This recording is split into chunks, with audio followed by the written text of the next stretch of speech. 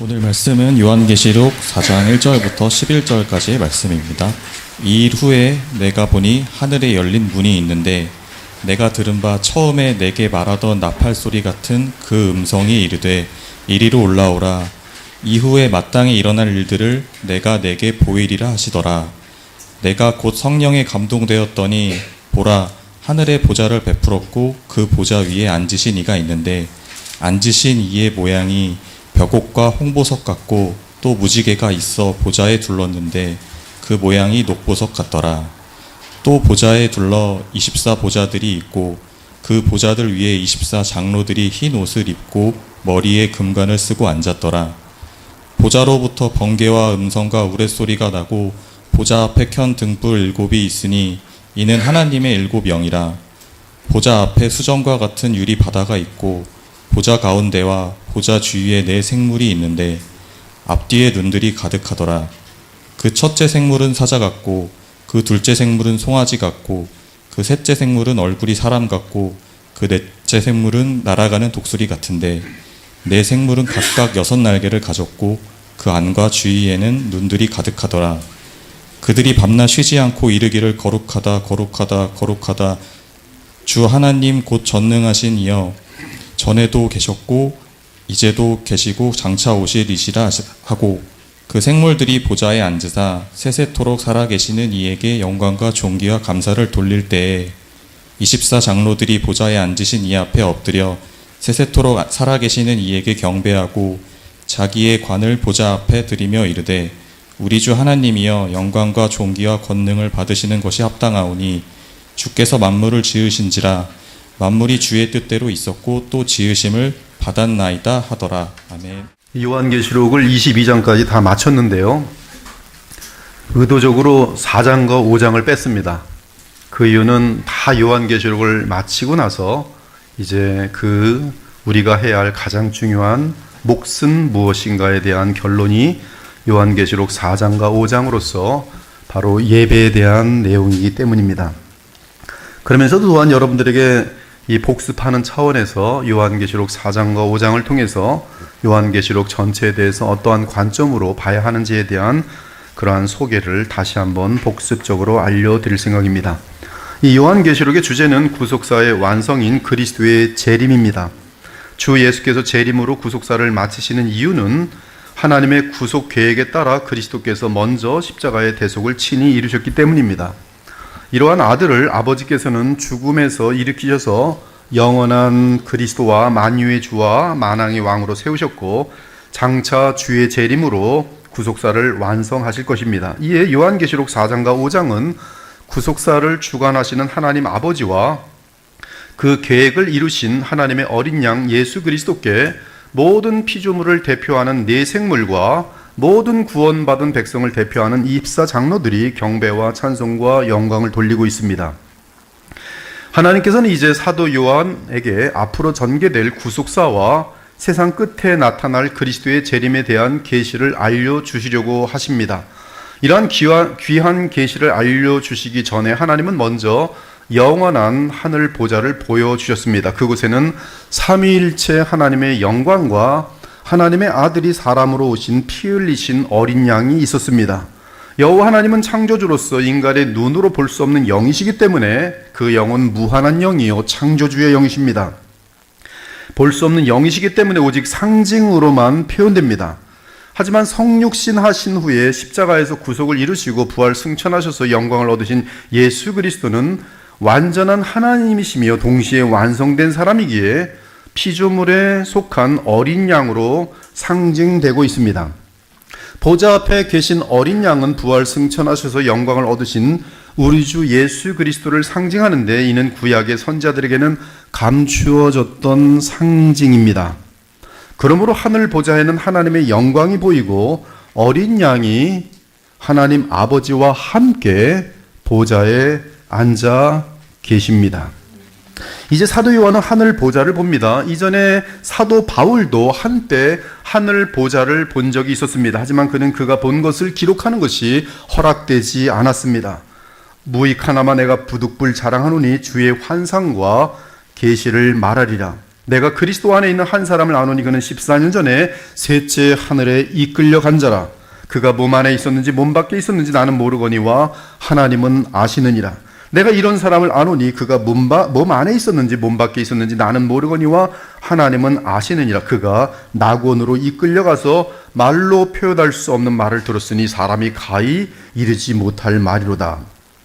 그러나 하나님께서는 사도 요한에게 하늘 보좌를 보여주신 후에 그가 본 것을 계시록에 기록하게 하셨습니다. 그러므로 사도 바울이 본 것과 사도 요한이 본 것은 같은 하늘, 즉 하나님의 보좌 앞입니다. 구약에서도 하늘 보좌를 본 선지자들이 있었습니다. 다니엘도 하나님의 보좌를 보았고 에스겔도 하늘 보좌를 보았습니다. 이사야 선지자 역시 하늘 보좌를 보았습니다.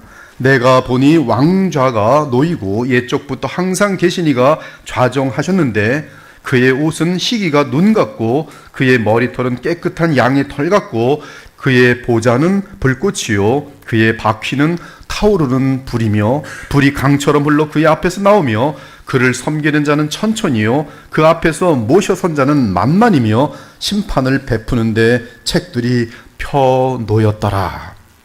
갈대아 땅 그발 강가에서 여호와의 말씀이 부시의 아들 제사장 나 에스겔에게 특별히 임하고 여호와의 권능이 내 위에 있으니라. 내가 보니 북쪽에서부터 폭풍과 큰 구름이 오는데 그 속에서 불이 번쩍번쩍하여 빛이 그 사방에 비치며 그 불 가운데 단쇠 같은 것이 나타나 보이고, 단쇠, 불에 달아가고 있는 쇠란 뜻이에요. 불에 달아있는 쇠 같은 것이 나타나 보이고 그 속에서 네 생물의 형상이 나타나는데 그들의 모양이 이러하니 그들에게 사람의 형상이 있더라. 그들에게 각각 네 얼굴과 네 날개가 있고 그 사방 날개 밑에는 각각 사람의 손이 있더라. 그 얼굴들의 모양은 네 채의 앞은 사람의 얼굴이요 네 채의 오른쪽은 사자의 얼굴이요 넷의 왼쪽은 소의 얼굴이요 넷의 뒤는 독수리의 얼굴이니 그 생물들은 번개 모양같이 왕래하더라. 그 생물의 머리 위에는 수정 같은 궁창의 형상이 있어 보기에 두려운데 그들의 머리 위에 펼쳐져 있고 그 머리 위에 있는 궁창 위에 보좌의 형상이 있는데 그 모양이 남보석 같고 그 보좌의 형상 위에 한 형상이 있어 사람의 모양 같더라. 내가 보니 그 허리 위의 모양은 단쇠 같아서 그 속과 주위가 불 같고 내가 보니 그 허리 아래의 모양도 불 같아서 사방으로 광채가 나며 그 사방 광채의 모양은 비 오는 날 구름에 있는 무지개 같으니 이는 여호와의 영광의 형상의 모양이라. 지금 에스겔이 본 것은 여호와의 영광과 및 우리에게 오실 이 여호와 예수 그리스도의 형상이 겹쳐 있어요. 내가 보고 엎드려 말씀하시는 이의 음성을 들으니라. 우시야 왕이 죽던 해에 내가 본즉 주께서 높이 들린 보좌에 앉으셨는데 그의 옷자락은 성전에 가득하였고 스랍들이 모시고 섰는데 각기 6날개가 있어 그 둘로는 자기의 얼굴을 가리었고 그 둘로는 자기 발을 가리었고 그 둘로는 날며 서로 불러 이르되 거룩하다 거룩하다 거룩하다 만군의 여호와여 그의 영광이 온 땅에 충만하도다 하더라. 그러나 구약 선지자들이 하늘 보좌에서 보지 못한 것이 있습니다. 그것은 바로 이 땅의 역사 가운데 십자가에서 죽임을 당하신 하나님의 어린 양이 찬송과 영광과 존귀를 받는 장면이, 내가 또 보고 들음에 보좌와 생물들과 장로들을 둘러선 많은 천사의 음성이 있으니 그 수가 만만이요 천천이라. 큰 음성으로 이르되 죽임을 당하신 어린 양은 능력과 부와 지혜와 힘과 존귀와 영광과 찬송을 받으시기에 합당하도다 하더라. 내가 또 들으니 하늘 위에와 땅 위에와 땅 아래와 바다 위에와 또 그 가운데 모든 피조물이 이르되 보좌에 앉으신 이와 어린 양에게 찬송과 존귀와 영광과 권능을 세세토록 돌릴지어다 하니 네 생물이 이르되 아멘 하고 장로들은 엎드려 경배하더라. 그러므로 구약 선지자들은 보지 못하고 오직 사도 요한만이 볼 수 있었던 환상은 유대 지파의 사자 다윗의 뿌리가 역사의 종말까지 있게 될 구속사의 일곱인을 떼는 장면입니다. 하늘 위에나 땅 위에나 땅 아래에 능히 그 두루마리를 펴거나 보거나 할 자가 없더라. 그 두루마리를 펴거나 보거나 하기에 합당한 자가 보이지 아니하기로 내가 크게 울었더니. 사도 요한이 이 두루마리를 인이 박혀 있는데, 인이 쳐 있는데 그걸 열 자가 없어서 엉엉 울었어요.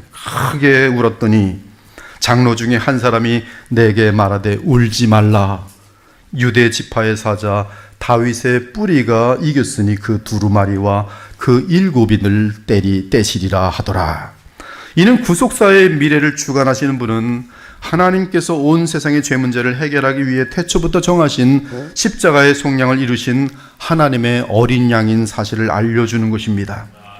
사랑하는 여러분, 계시록 전체에서 이제 앞으로 요한이 보는 환상은 하늘나라에서 발생하는 일들과 이 땅에서 발생하는 일들, 이렇게 두 종류입니다. 그런데 그 특징은 하늘나라에서 본 환상이 이 땅의 역사 가운데 발생하는 사건들과 맞물려 있다는 것이, 연관된다는 것입니다. 따라서 이 땅의 역사 가운데 발생한 일들에 대해 우리는 하늘나라의 환상과 연결할 줄 알아야 합니다. 그래야 이 땅에 대한 계시록의 환상들을 제대로 해석할 수가 있어요. 계시록에 나타난 하늘나라의 환상에는 시공간에 임재하신 삼위 하나님이 각각 상징으로 보입니다. 하나님의 영광이 보이고 성령 하나님이 일곱 영으로 보입니다. 또한 성육신 하셔서 십자가에서 피 흘려 구속을 이루시고 부활 승천하신 어린 양의 신성과 인성이 상징적으로 나타나고 있습니다. 천사계가 보이고 하나님의 백성들이 보입니다. 네 생물도 보이는데, 네 생물은 구원함을 얻은 하나님의 백성을 제외하고는 모든 천사계 및 모든 피조물을 대표합니다. 한편 땅에서 일어날 일들에 대한 환상으로는 주의 백성들과 그들을 핍박하는 불신자들의 연합 세력인 세상 제국이 보이고 마귀가 조종하는 세상의 왕들이 보입니다. 이때 세상에서 발생하는 일은 구속사를 위한 것으로서 하늘 아버지의 계획과 어린 양 예수 그리스도의 주권에 달려 있습니다.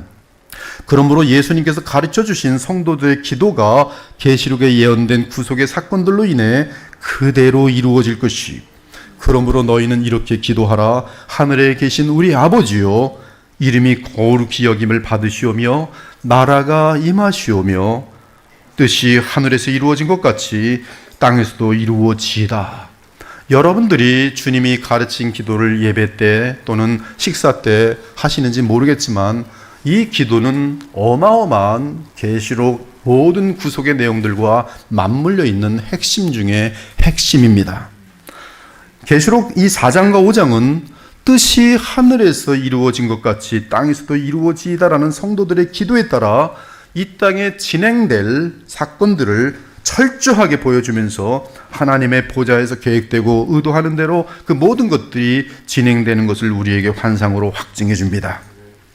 사랑하는 여러분, 계시록을 이해하는 데 있어서 중요한 점은 계시록이 사용하는 묵시 형태입니다. 묵시는 상징을 사용하여 환상을 묘사하고 있습니다. 하지만 이렇게 하는 이유는 그 내용을 어렵게 하기 위해서가 아니라 도리어 주 예수님을 믿고 따르는 독자들로 하여금 더 분명한 이해를 가질 수 있도록 돕기 위함입니다. 그러므로 계시록은 수수께끼 같은 책이 아니라 더 많은 풍성한 계시를 알려주기 위한 책입니다. 특히 계시록을 푸는 데 있어서 중요한 것은 계시록이 사용하는 대부분의 상징이 이미 구약에서 사용되었다는 점입니다.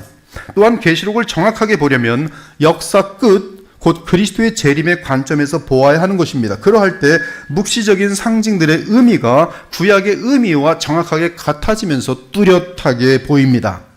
그 이유는 계시록은 초림과 재림 사이에 발생할 구속사적인 일들이지만 무엇보다 주 예수님의 재림으로 마무리되는 구속사를 나타내기 위한 계시이기 때문에 그러합니다. 따라서 우리는 메시아의 초림과 재림을 한꺼번에 바라보며 구약의 예언에 묘사된 묵시적인 상징의 의미로부터 계시록에 나타난 상징의 의미를 찾아낼 수 있는 것이, 그러면서 주의 재림으로 마무리되는 구속사의 끝을 미리 바라보는 가운데 계시록을 해석하게 되므로 요한이 본 환상의 의미를 좀 더 구체적으로 그리고 뚜렷하게 그리고 정확하게 이해할 수 있게 되는 것이, 이미 우리가 살펴본 것처럼 소아시아 7교회는 예수 그리스도께서 부활 승천하시고 영광을 얻으신 후에 구속사가 진행될 동안 있게 될 이 땅의 모든 교회를 대표하고 있습니다.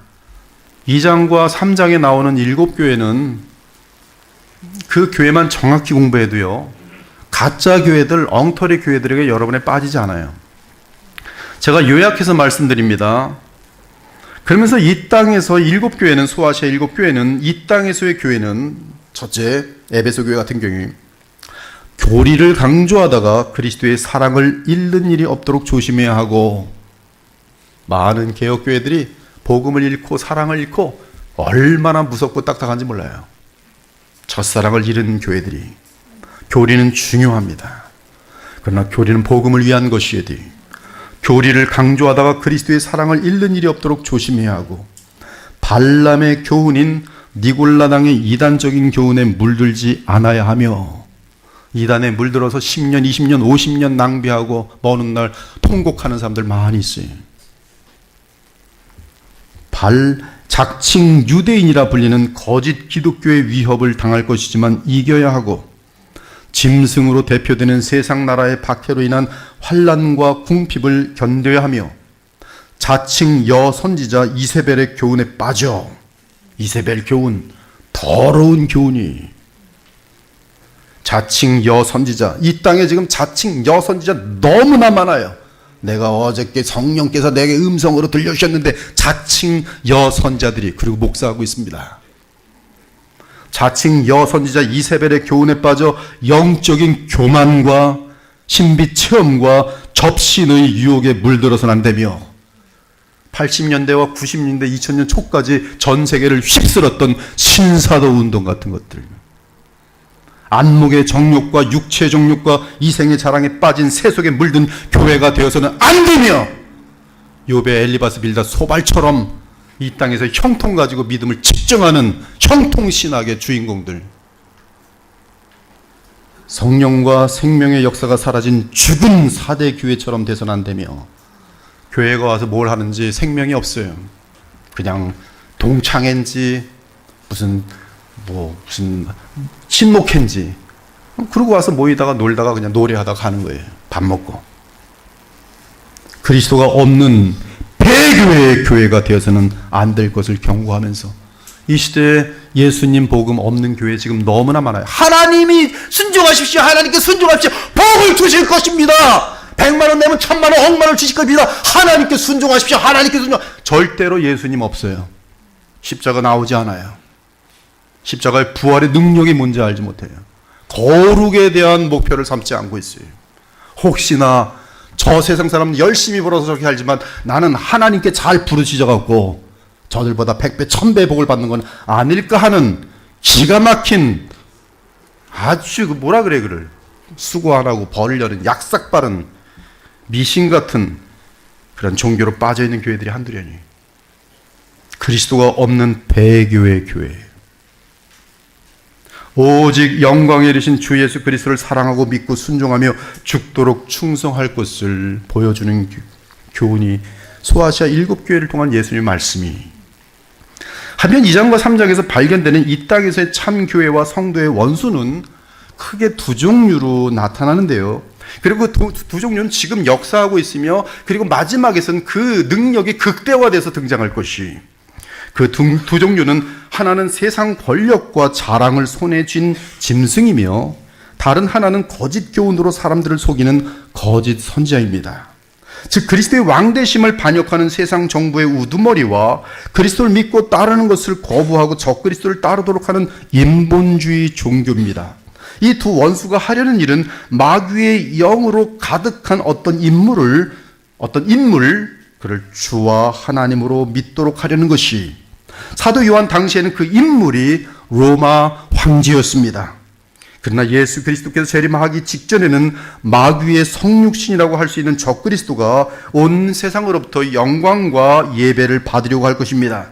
과거 로마 시대에 로마 황제를 하나님과 주로 고백하기를 거절한 성도들이 고문과 감금과 사형에 처했던 것처럼, 초림과 재림 사이의 교회들은 비슷한 일들을 계속 당할 것이며, 여러분들은 참 복 있는 사람들입니다.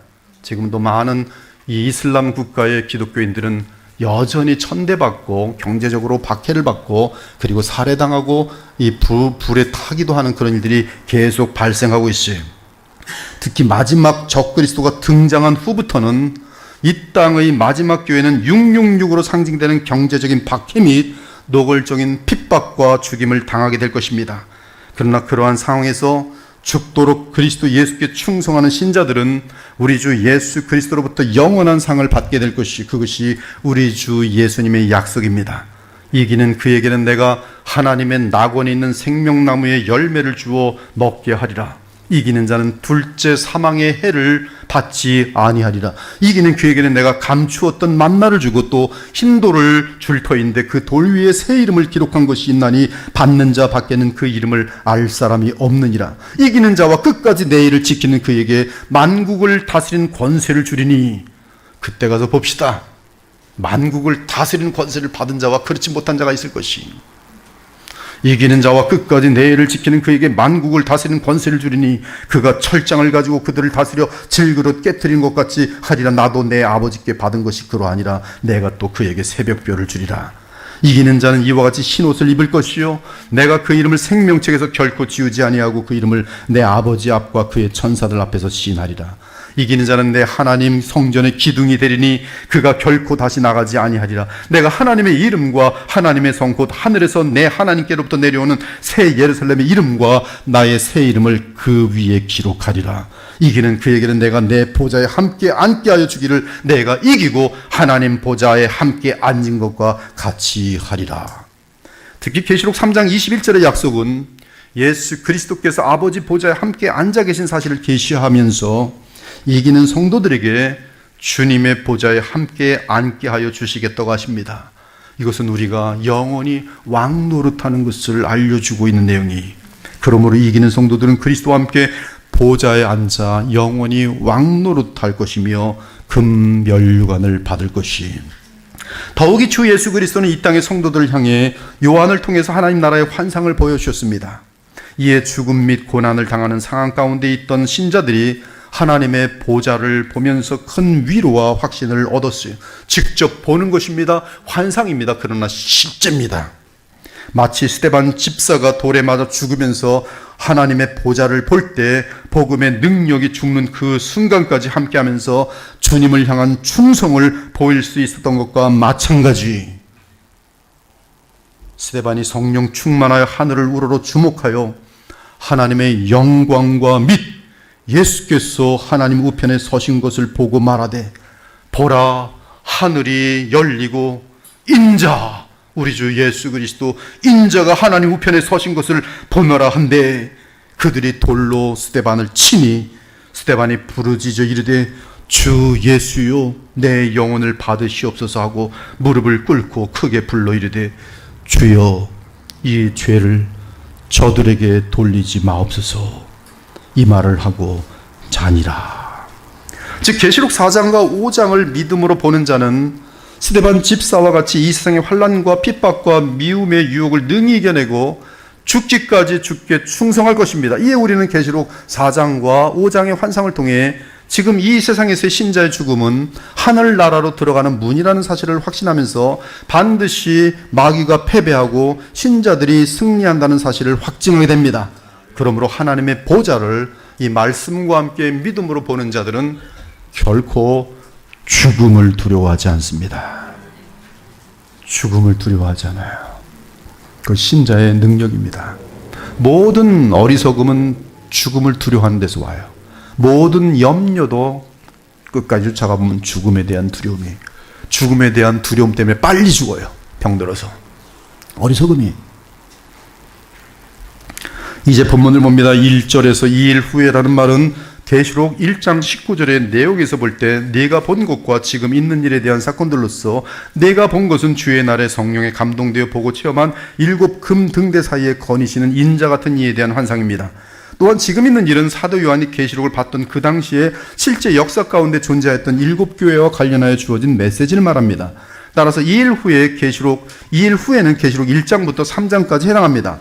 그리고 4장부터는 계시록 1장 19절에 의하면 장차 될 일에 대한 것이, 4장 1절은 이 점을 분명하게 하고 있습니다. 즉 이후에 마땅히 일어날 일들을 환상으로 보게 된다는 것이, 계시록 1장 10절을 보면 사도 요한은 어떤 주의 날에 성령에 감동되어 인자 같은 이이신 그리스도 예수님에 대한 환상을 보게 됩니다. 그때 그리스도 예수님은 나팔 소리와 같은 큰 음성으로 7 교회에 대한 말씀을 하셨어요.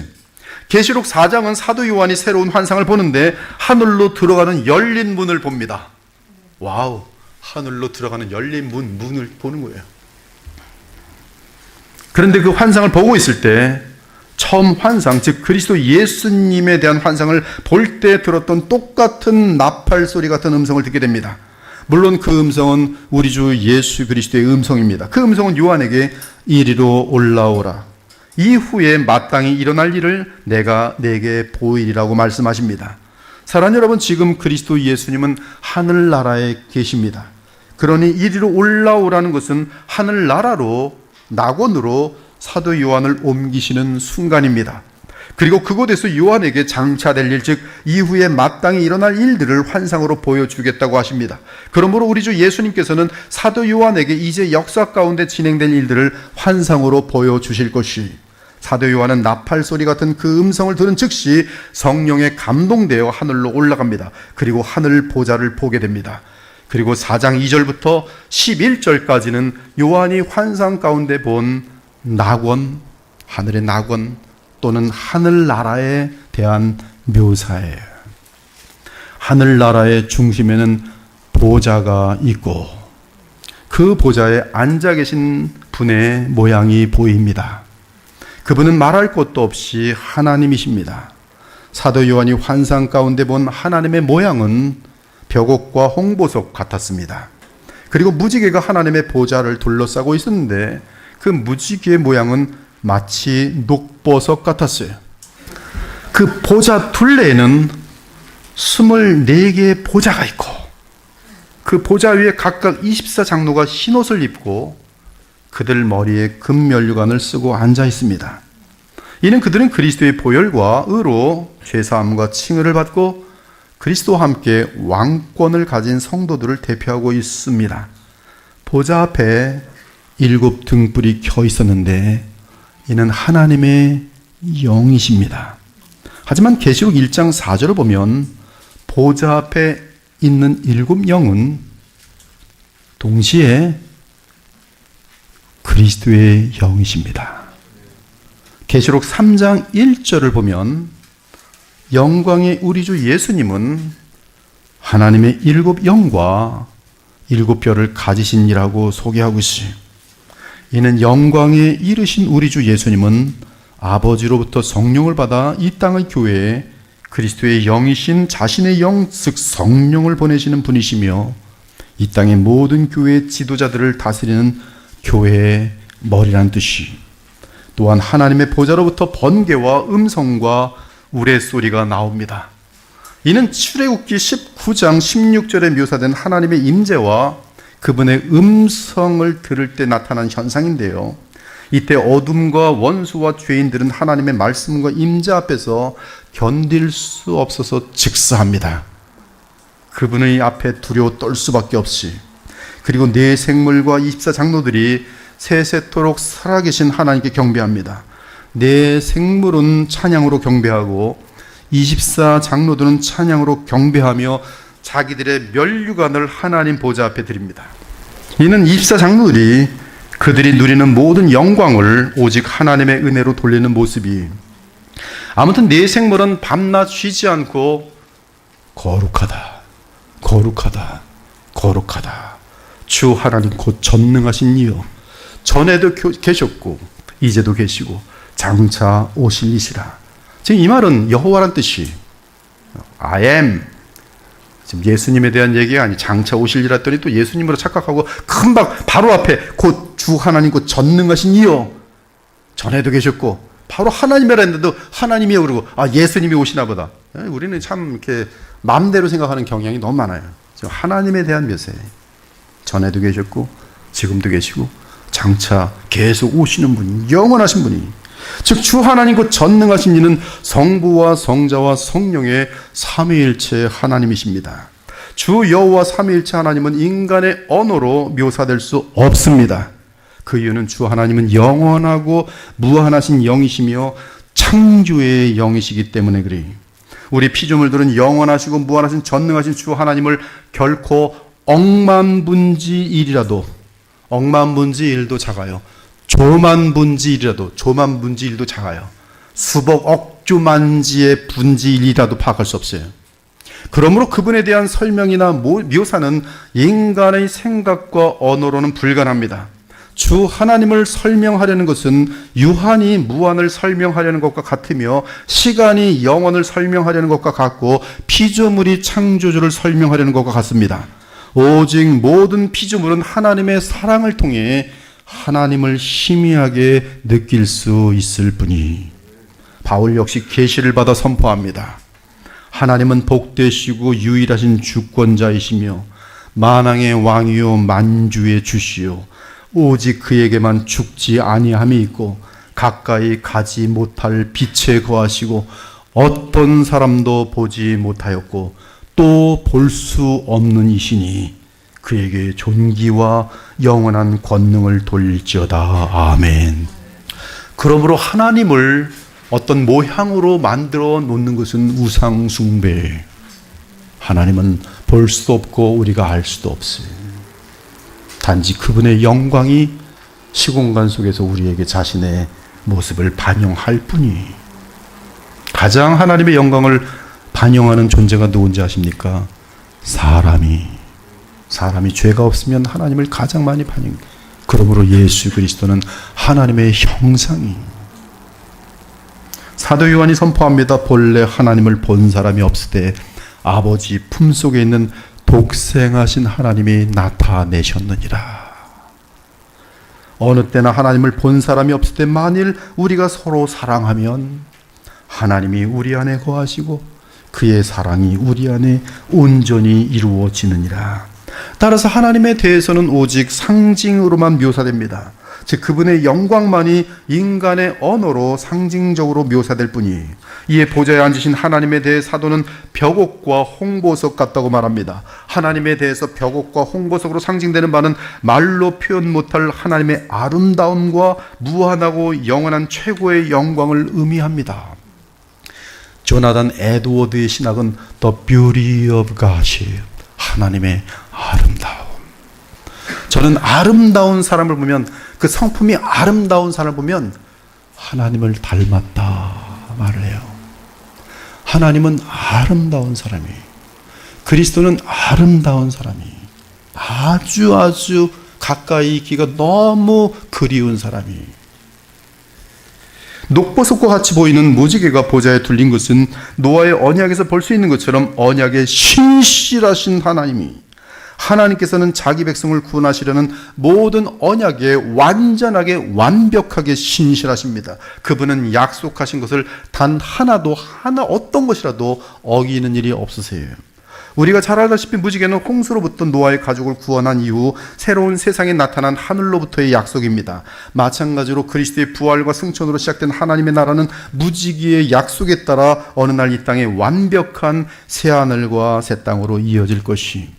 저는 하나님 보좌의 무지개를 보면서 성경에 있는 모든 말씀이 한 일획도 완벽하게 빠뜨리지 않고 완전하게 이루어질 것을 100%, 120%, 200%, 1000%, 10,000% 확신합니다.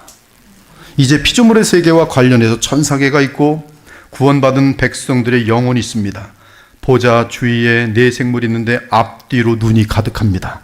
네 생물은 모든 만물의 질서를 관리하는 지극히 높고 거룩한 천사장들입니다. 그들의 권능은 무한하지는 않지만 모든 피조물 가운데 가장 큽니다. 이처럼 천사계는 네 생물이 그 대표로 있고 그 외에 셀 수 없을 만큼의 천사들이 있습니다. 네 생물은 성경에서 그룹들과 스랍들로 나타납니다.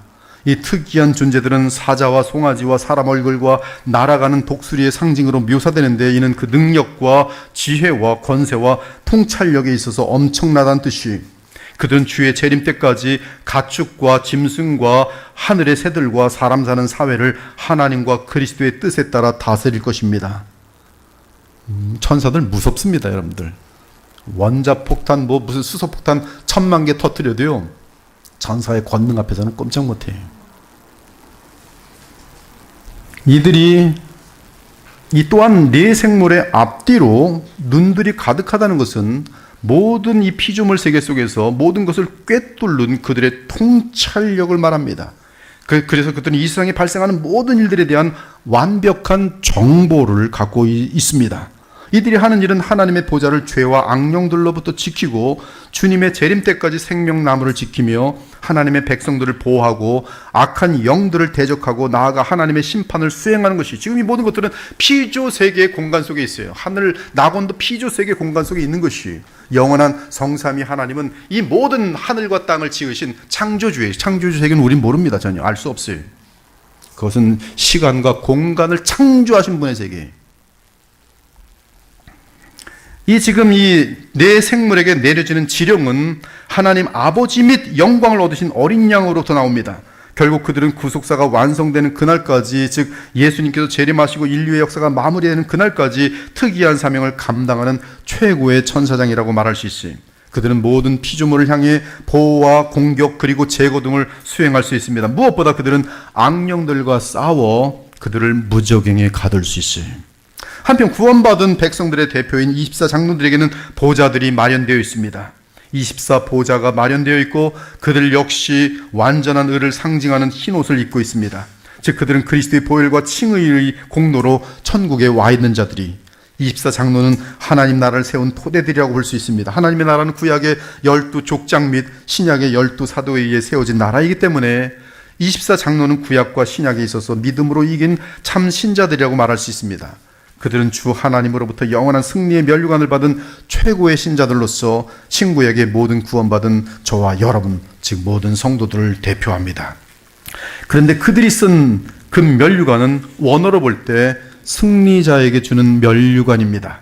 즉 그리스도의 구속에 의해 믿음으로 승리한 신구약의 영광스러운 성도들입니다. 이에 그리스도 예수님께서는 이기는 자에게 내가 내 보좌에 함께 앉게 하여 주기를 내가 이기고 아버지 보좌에 함께 앉은 것과 같이 하리라고 약속하셨던 것이, 한편 계시록은 신구약을 통해 구원받은 모든 성도를 땅에서 속량받은 14만 4천이라고 묘사하고 있습니다. 따라서 궁극적으로는 모든 천사들과 또한 속량함을 받은 하나님의 모든 자녀들이 전부 하나님과 그분의 어린 양 예수께 성령으로 충만한 가운데 영원토록 예배하게 될 것이, 이때 예배는, 잘 들으십시오, 예배는 이래야 합니다. 천성의 예배와 같았는데 이때 예배는 너무너무 재밌어서 너무너무 지극한 행복의 표현이 예배예요. 사랑하는 부부가 함께 연합할 때 그 행복, 지극한 행복이에요. 그것이 예배예요. 이 예배라는 것은 지극한 행복의 표현이기 때문에 지루함, 그런 것이 있을 수 없어요. 어떤 아이들이 묻습니다. 여기서도 예배 드리는데 지루한데 천국 가면 하루 종일 예배 드린다면서요? 천국 가기 싫어요. 그건 예배에 대한 큰 오해예요. 여러분, 즐거움은 뭐가 나옵니까? 노래가 나와요. 너무 행복하면 뭐가 나오는지 아세요? 여러분, 찬송이 나와요.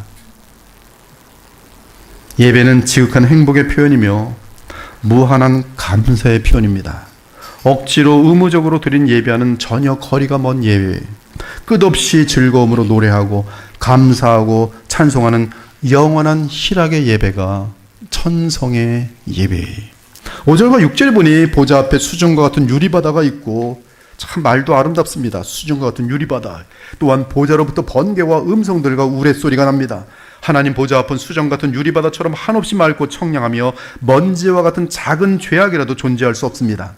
한편 성경에서 세상 바다는 노아 때처럼 하나님의 심판을 의미합니다. 바닷속에는 리워 야단이란 꼬불꼬불한 용이 자리를 잡고 활동합니다. 또한 바다로부터 온 세상을 장악할 더러운 짐승들이 올라옵니다. 그러나 예수님의 재림과 함께 이 세상 바다는 사라지고 오직 수정과 같은 유리바다만이 있을 것이, 이는 죄가 없고 소란과 반역이 없는 완전한 질서와 완벽한 조화의 상태가 영원히 이어질 것을 우리에게 천상의 모습을 보여주면서 장차 새하늘과 새 땅이 그리할 것을, 즉 천상이 이 땅에 임하는 것이 새하늘과 새 땅인데 거기에는 유리 바다가 같을 것을 보여주고 있는 것이, 구약을 보면 이스라엘의 존귀한 자들이 어린 양의 피를 뒤집어 쓴 후에 시내산에 올라가 하나님을 만나 뵙는 장면이 있습니다. 물론 이때도 하나님을 직접 본 것이 아니라 하나님의 영광을 본 것이, 그 장면에서도 보좌 앞에 수정과 같은 유리바다가 있었어요. 모세가 그 피를 가지고 백성에게 뿌리며 이르되 이는 여호와께서 이 모든 말씀에 대하여 너희와 세우신 언약의 피니라. 모세와 아론과 나답과 아비후와 이스라엘 장로 70인이 올라가서 이스라엘의 하나님을 보니 그의 발 아래는 청옥을 편듯하고 하늘같이 청명하더라. 하나님이 이스라엘 자손들의 존귀한 자들에게 손을 대지 아니하셨고 그들은 하나님을 뵙고 먹고 마셨더라. 그러나 하나님의 보좌로부터 심판이 나타날 것이, 이 세상의 죄악들과 악한 영들과 불신자들을 향해 보좌로부터 번개와 우레소리와 증언하는 하늘의 음성들이 나와서 그들을 심판할 것입니다. 사랑하는 여러분, 계시록 4장과 5장은 천상의 예배를 보여주면서 이 땅에서의 예배가 어떠해야 하는지 우리에게 교훈하고 있어요. 십계명에서 제2계명은 예배에 대해 말하고 있습니다. 너를 위하여 새긴 우상을 만들지 말고, 또 위로 하늘에 있는 것이나 아래로 땅에 있는 것이나 땅 아래 물속에 있는 것에 어떤 형상도 만들지 말며 그것들에게 절하지 말며 그것들을 섬기지 말라. 이 개혁교회에서는 성경이 지시한 대로만 움직이지 지시하지 않은 것에 대해서 인간이 상상하면서 허락될 것이라고 착각하는 것을 허용치 않습니다. 시키는 대로만 해야 돼요. 예배는 특히 그러합니다. 예배는 철저하게 규정된 대로만 진행되어야 돼요. 그렇지 않으면 부패하도록 되어 있어요. 무엇이 신앙이, 무엇이 삶이, 무엇이 성품이, 무엇이 교회가. 오늘 우리는 하늘 예배를 이 땅에서의 우리의 예배 패턴으로 삼아야 합니다. 네 생물은 각각 6 날개를 가지고 그 안과 주위에는 눈들이 가득하더라. 그들이 밤낮 쉬지 않고 이르기를 거룩하다 거룩하다 거룩하다 주 하나님 곧 전능하신 이요 전에도 계셨고 이제도 계시고 장차 오실 이시라고. 그 생물들이 보좌에 앉으사 세세토록 살아계신 이에게 찬송과 존귀와 감사를 돌릴 때에 24 장로들이 보좌 앉으신 이 앞에 엎드려 세세토록 살아계신 이에게 경배하고 자기의 관을 보좌 앞에 들이며 이르되 우리 주 하나님이여 영광과 존귀와 권능을 받으시는 것이 합당하오니 주께서 만물을 지으신지라 만물이 주의 뜻대로 있었고 또 지으심을 받았나이다 하더라. 내가 또 보고 들음에 보좌와 생물들과 장로들을 둘러선 많은 천사의 음성이 있으니 그 수가 만만이요 천천이라. 큰 음성으로 이르되 죽임을 당하신 어린 양은 능력과 부와 지혜와 힘과 존귀와 영광과 찬송을 받으시기에 합당하도다 하더라. 내가 또 들으니 하늘 위에와 땅 위에와 땅 아래와 바다 위에와 또 그 가운데 모든 피조물이 이르되 보좌에 앉으신 이와 어린 양에게 찬송과 존귀와 영광과 권능을 세세토록 돌릴지어다 하니 네 생물이 이르되 아멘하고 장로들은 엎드려 경배하더라. 그러므로 우리 성도들은 새날, 즉 예수님께서 부활하신 그날, 새 창조의 날, 그 날을 기념하면서 그날에 모여 보좌에 앉으신 분과 어린 양에게 경배합니다. 이것이 예배예요. 우리 예배는 영원한 보좌에서 드려지는 천성의 예배와 성령 안에서 연합됩니다. 여러분이 드리는 참된 예배는 천성의 예배와 연결되도록 되어 있어요. 어느 날 우린 죽음과 함께 하나님 보좌 앞으로 이끌려 갈 것이며 그곳에서 영원하신 창조주 하나님과 우리의 구속주이신 어린 양 예수 그리스도를 영원히 예배하며 감사하며 찬양하게 될 것입니다. 천성의 예배를 보니 예배는 성령 안에서 하늘의 하나님과 그분의 어린 양께 드려져야 함을 뚜렷하게 알 수 있습니다. 그러므로 예배는 사람들이 모여 찬양이라는 공연을 들으러 오는 것도 아니며 쇼를 즐기러 가는 것도 아닙니다. 예배를 쇼 보러 가는 개념으로 가는 사람들은 망령된 거예요. 놀러 가는 곳이 아니. 예배는 어떤 개인의 정치적 성향과 선동을 들으러 가는 곳이 아니. 한국교회 예배는 지금 정치화돼 버렸어요. 정치 선동을 위한 도구가 돼 버렸어요. 찬양을 빙자한 노래와 춤에 흠뻑 젖는 것이 예배가 아닙니다. 춤들이 동원되고 있어요. 흠뻑 젖도록. 오직 하늘의 천사들과 장로들과 네 생물과 이미 세상을 떠난 허다한 신자들과 함께 하나님과 그분의 어린 양께 찬양하며 경배하며 말씀과 기도 가운데 예배하는 것이, 그러므로 청중을 즐겁게 해주는 것에 초점을 둔 예배는 부패한 예배로 나아갈 수밖에 없습니다. 청중을 기쁘게 하기 위한 설교는 망조의 목사입니다. 망령된 목사예요. 가짜 목사예요.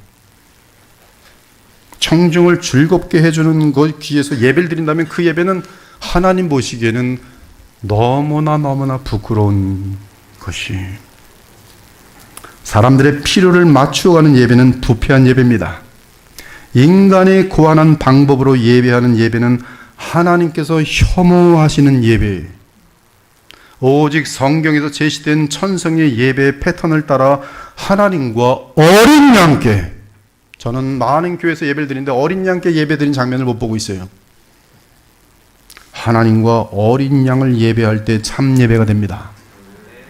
예배는 인기 스타 아이돌을 세워 군중을 모으는 탤런트 쇼가 아니며 멋진 고전 음악 공연도 아니고 심지어 영화나 연극 관람은 더더욱 아니며, 열린 예배라는 것이 전 세계를 한번 휩쓴 적이 있었지만 그것은 예배의 정신에서 벗어난 운동이었어요. 그것은 구도자, 즉 전도를 위한 행사일 것은 가능하지만 예배라는 명칭을 사용해서는 안 됩니다. 영화나 연극 관람은 더더욱 아니에요. 예배는 댄스나 장기자랑 공연 무대가 아님. 말씀 증언자는 오직 하나님의 말씀을 대언하여야 하고, 무엇보다 어린 양 예수 그리스도의 속량과 부활하여 살아계신 그분의 영원한 대제사장 및 왕권, 그리고 영원한 선자 되심을 말씀으로부터 증거해야 합니다. 그것이 충성된 주의 종에게 맡겨진 사역이, 사람들이 모이든 안 모이든 그것은 중요하지 않아요. 생명 걸고 주의 종이 되었으니 주님께서 맡기신 일만 꾸준하게 하고 있으면 되는 것이, 사람들의 박수에 좋아할 필요도 없고 사람들의 비난에 기죽을 필요도 없어요.